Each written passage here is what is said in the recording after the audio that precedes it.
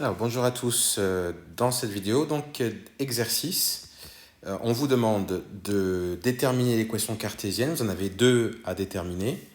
La droite D, donc, elle passe par les points A de coordonnées 2, 4 et B de coordonnées -1, 3. Et puis, deuxième partie d'exercice, il faut trouver l'équation de la droite D en connaissant un vecteur directeur de D, c'est U, le vecteur -3, 5. Et on sait que la droite D passe par le point A, 5, 0. Alors, pour le petit a, il va falloir de toute façon utiliser la méthode que je vous avais montrée en cours. Donc, ce que je vais vous demander de faire, c'est de faire pause. Vous faites l'exercice et puis après, vous revenez pour regarder la correction.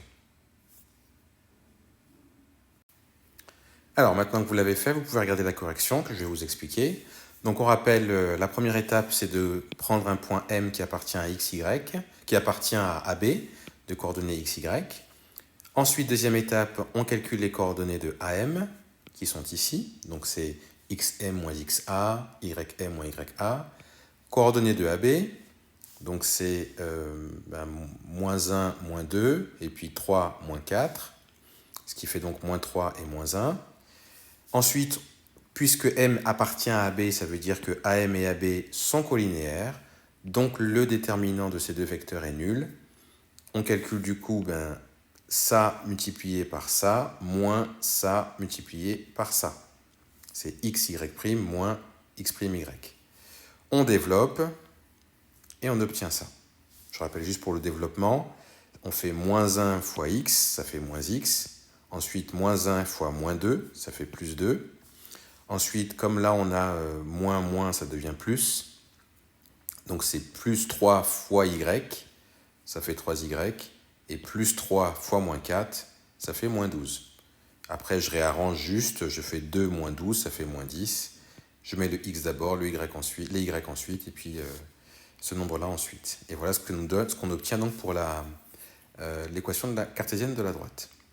Alors, j'espère que vous y êtes arrivé. Sinon, n'hésitez pas à me contacter pour poser une question précise.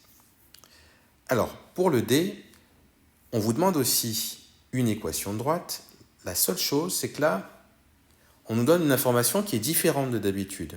On nous donne un vecteur directeur et on nous dit que ça passe par le point A. Alors, comment on va s'y prendre?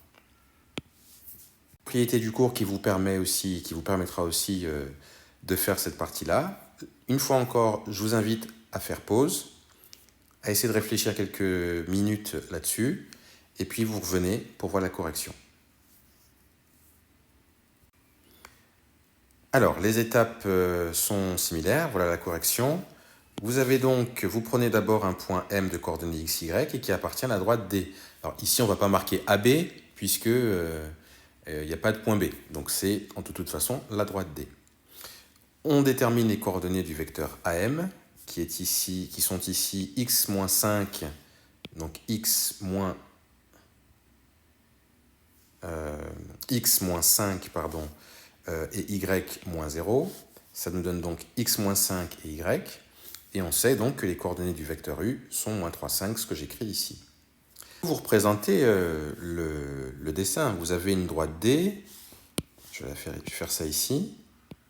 Vous avez un point A qui se trouve dessus. Vous venez de dire que vous avez un point M qui se trouve dessus aussi. Et vous avez un vecteur U qui se trouve, alors c'est pas exact, ce sera pas comme ça qu'il sera le vecteur U, mais c'est le principe, c'est-à-dire que le vecteur U, c'est un vecteur directeur de la droite D. Ça veut dire quoi? Ça veut dire que le vecteur AM et le vecteur U, ils sont collinéaires. Donc comme ils sont collinéaires, ça signifie que leur déterminant est nul. C'est ce que j'ai marqué ici. M appartient à D, U et AM sont collinéaires, donc le déterminant est nul. Et donc, comme le déterminant est nul, je peux appliquer la formule donc xy' moins x'y. C'est-à-dire que x moins 5 fois 5 moins -3 fois y, ou y, eh bien, ce sera égal à 0, ce que j'ai marqué donc ici. Je développe, c'est 5 fois x, 5x, 5 fois moins 5, moins 25, moins 3, ça devient plus 3, plus 3y, donc égale 0. Je mets d'abord les x, je mets les y ensuite, Et au final, ça me donne 5x plus 3y moins 25 égale 0. Donc voilà comment vous pouvez déterminer l'équation cartésienne d'une droite quand vous connaissez deux points, ou alors quand vous connaissez un vecteur directeur à la droite et un autre point. Vous voyez que globalement, le principe général est exactement le même. Alors maintenant, c'est à votre tour. Voici l'exercice que vous devez faire et que vous allez m'envoyer ensuite.